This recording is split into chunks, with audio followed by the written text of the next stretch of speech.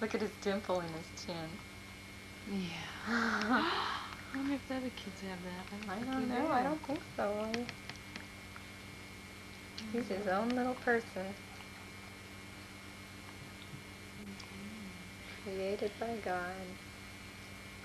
So cute, sweetie. Hmm.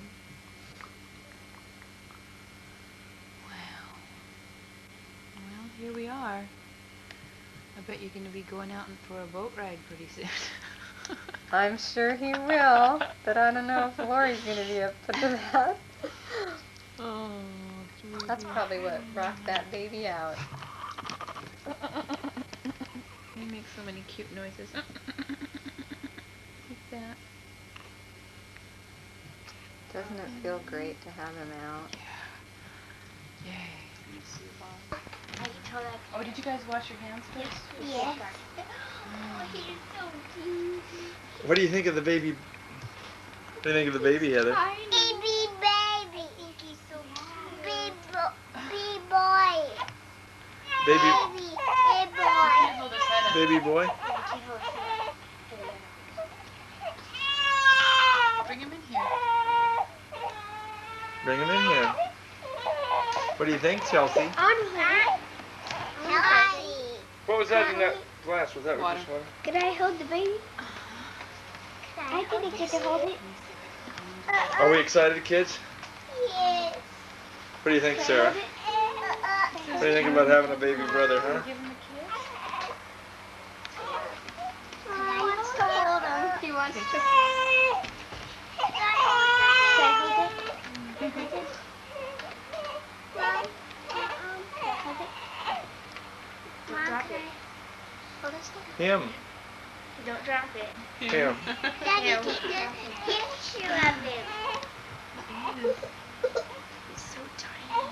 Could I hold him? Use the fingers. Here. I'm going to get the hold over it. Say hi, Jordan. Say hi, Jordan. Hi, Jordan.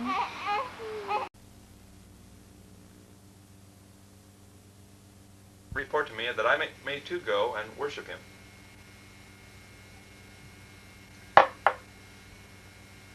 Now after they had heard from the king, they went on their way, and the star they had seen in the east went ahead of them until it stopped over the place where the child was. And when they saw the star, they were overjoyed. On coming to the house, they saw the child with his mother Mary, and they bowed down and worshipped him. And they opened their treasures and presented him with gifts of gold and incense and myrrh. And having been warned in a dream not to go back to Herod, they returned to their country by another route. When they had gone, an angel of the Lord appeared to Joseph in a dream and said, "Get up, take the child and his mother and escape to Egypt. Stay there until I tell you, for Herod is going to search for the child to kill him." So he got up, took the child and his mother during the night, and left for Egypt, where he stayed until the death of Herod. And so was fulfilled what the Lord had said through the prophet, "Out of Egypt I will call my son."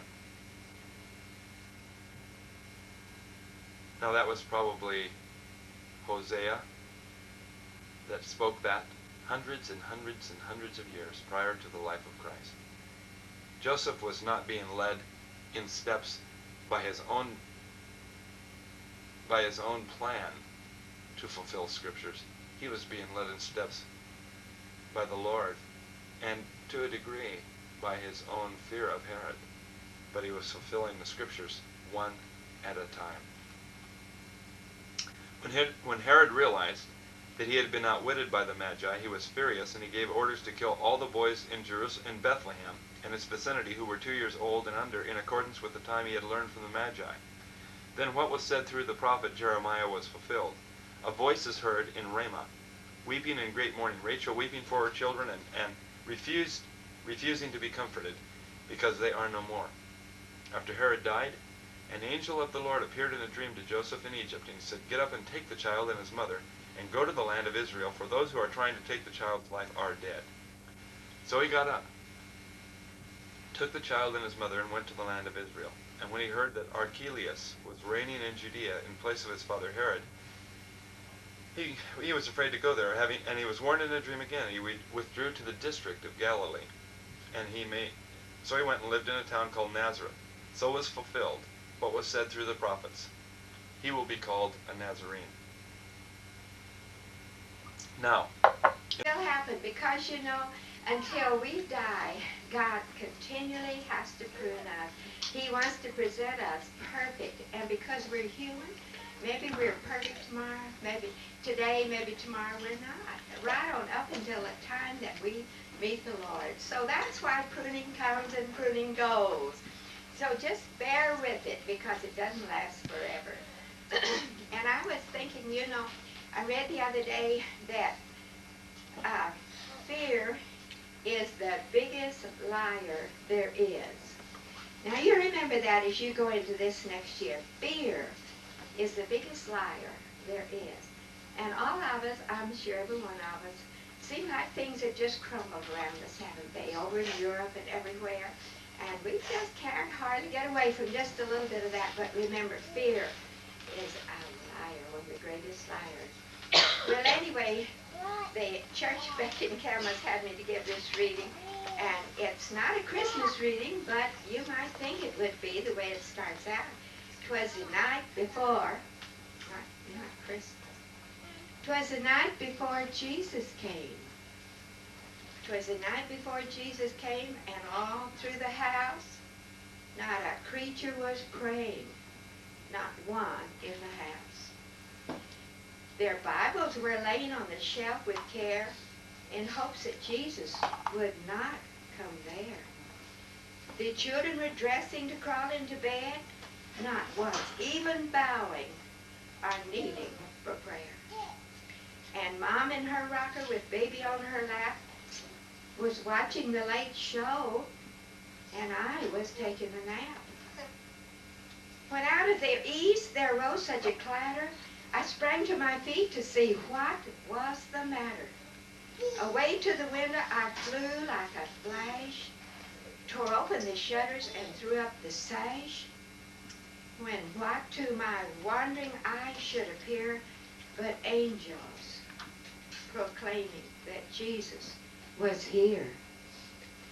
With a light like the sun sending forth a bright ray, I knew in a moment this must be the day.